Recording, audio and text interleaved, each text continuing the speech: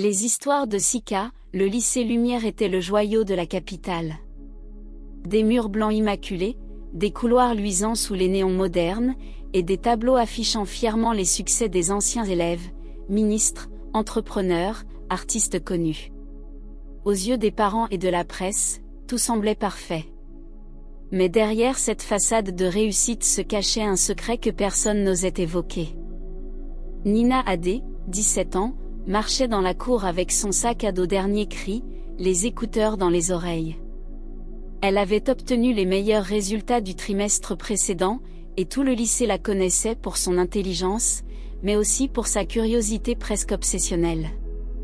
Ce qu'elle ignorait encore, c'est que sa curiosité allait bientôt la plonger dans les ténèbres du lycée.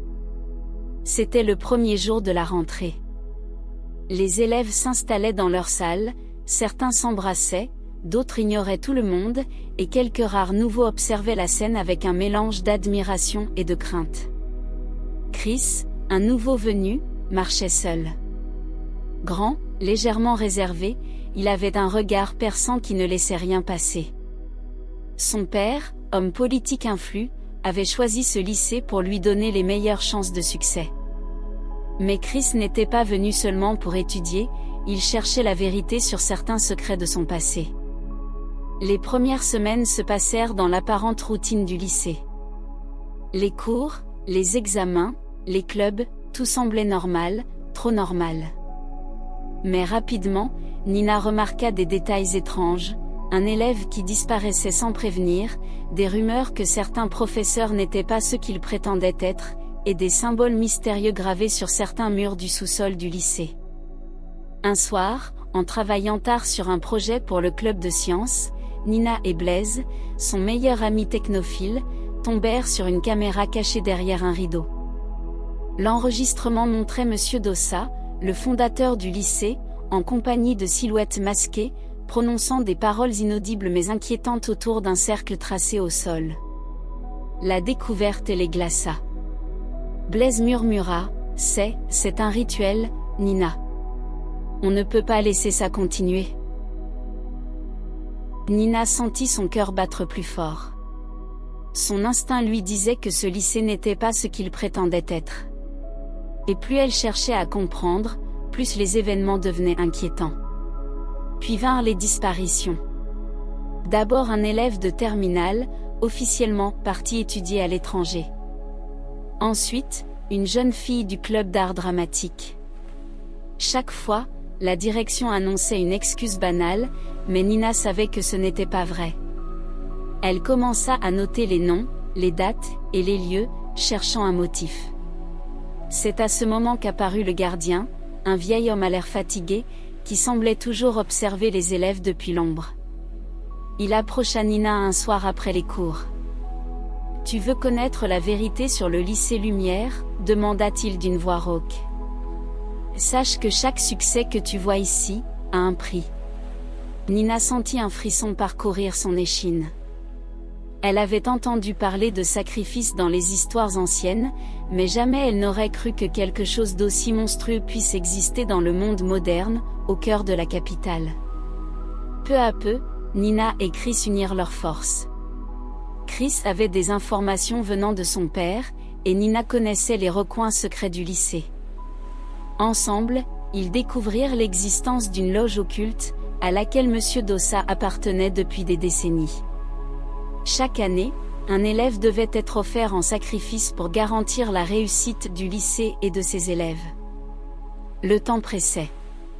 Le bal annuel approchait, événement où le fondateur scellait son pacte pour l'année à venir. Cette année, le nom de l'élève choisi pour le sacrifice allait être annoncé. Et d'après leurs enquêtes, il y avait une chance terrifiante que ce soit Chris. Les nuits suivantes furent remplies de cauchemars et de visions. Nina rêvait de silhouettes encapuchonnées et de flammes bleutées dans les couloirs du lycée. Chris, lui, ressentait une présence invisible qui l'observait constamment.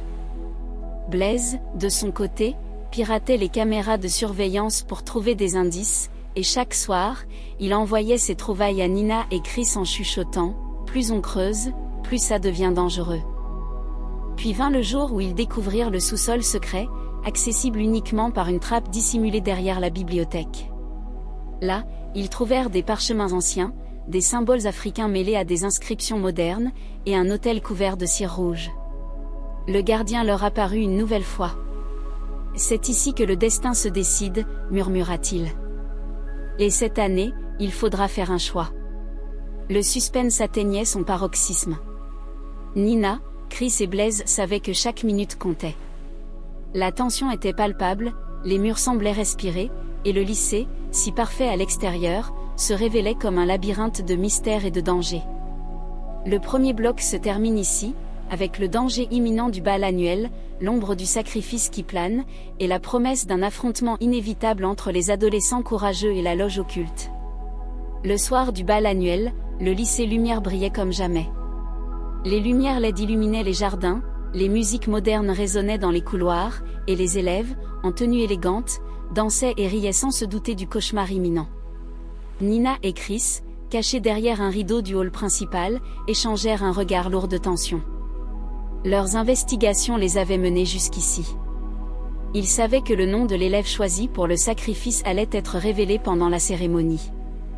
Leur cœur battait à l'unisson, et Blaise, caché dans la régie technique, observait tout sur ses écrans de surveillance. Monsieur Dossa monta sur l'estrade. Son costume noir impeccablement coupé et son sourire charmeur donnaient l'illusion d'un homme inoffensif. Mais ses yeux brillaient d'une lueur inquiétante. Il prit la parole. « Chers élèves, chers parents, cette année encore, le lycée Lumière continuera à briller grâce à l'engagement de tous, et à un petit sacrifice nécessaire. » Un frisson parcourut l'assemblée. Les élèves échangèrent des regards inquiets. Nina serra la main de Chris, ils avaient deviné que le rituel allait commencer. Puis, dans un silence glacé, Dossa prononça le nom, Chris. Chris sentit ses jambes se dérober. C'était réel. Le sacrifice allait avoir lieu. Mais Nina ne pouvait pas laisser faire ça. Avec Blaise, ils mirent en place un plan improvisé. Ils savaient que la loge ne pouvait pas se permettre d'échouer devant tant de témoins, et que l'effet de surprise était leur meilleur atout. Ils s'infiltrèrent dans le sous-sol secret, en suivant le tracé des symboles qu'ils avaient découverts. Des flammes bleues illuminaient les murs, et des silhouettes encapuchonnées entouraient l'autel. Le gardien les rejoignit une dernière fois. Le choix est entre vos mains. Il n'y a pas de retour en arrière. Nina attrapa Chris par le bras. Ensemble, ils utilisèrent les symboles anciens et les instructions que Blaise avait piratées dans le système informatique du lycée pour désactiver le rituel. Les flammes bleues vacillèrent et les silhouettes reculaient, surprises par la force de leur détermination. Monsieur Dossa tenta de les arrêter, mais la puissance de la vérité et du courage des adolescents fut plus forte que ses illusions. Le cercle se brisa, les symboles se désintégrèrent, et les flammes disparurent. Dans un dernier sursaut, Dossa tenta de fuir, mais le gardien, qui avait observé son évolution depuis des années, l'empêcha de quitter le lycée. « Le prix du mensonge est payé », dit-il calmement. La tension retomba. Chris était sain et sauf, Nina était héroïque, et Blaise, derrière ses écrans, ne pouvait s'empêcher de sourire. Le lycée, pourtant toujours luxueux à l'extérieur, avait été transformé par cette nuit de révélation. Les secrets étaient désormais connus, et le pouvoir occulte de la loge avait été brisé. Le lendemain, les médias s'emparèrent de l'histoire, sans révéler les détails occultes, mais en soulignant les changements radicaux au lycée Lumière, nouvelles règles, transparence, et disparition de Monsieur Dossa.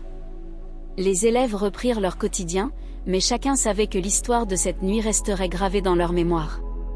Nina, Chris et Blaise devinrent des symboles de courage et de justice. Leur aventure montra que la vérité et le courage peuvent triompher même dans les lieux les plus sombres, et que le prix du succès ne doit jamais être payé par l'innocence des autres. Le gardien resta dans l'ombre, surveillant de loin le lycée. Il savait que d'autres épreuves viendraient, mais il avait confiance que la nouvelle génération serait prête. Et dans la ville, les légendes sur le lycée Lumière commencèrent à circuler. Les habitants racontaient qu'un groupe d'adolescents avait osé défier le mal ancien et que, grâce à eux, la lumière l'emportait sur les ténèbres. Nina, Chris et Blaise continuaient leur vie, mais leur lien était indestructible. Chaque fois qu'ils passaient devant le lycée, ils se rappelaient de cette nuit où la bravoure et l'amitié avaient triomphé du plus grand des secrets. Abonne-toi pour plus d'histoires, laisse un commentaire pour nous donner ton appréciation, n'oublie pas de mettre un j'aime.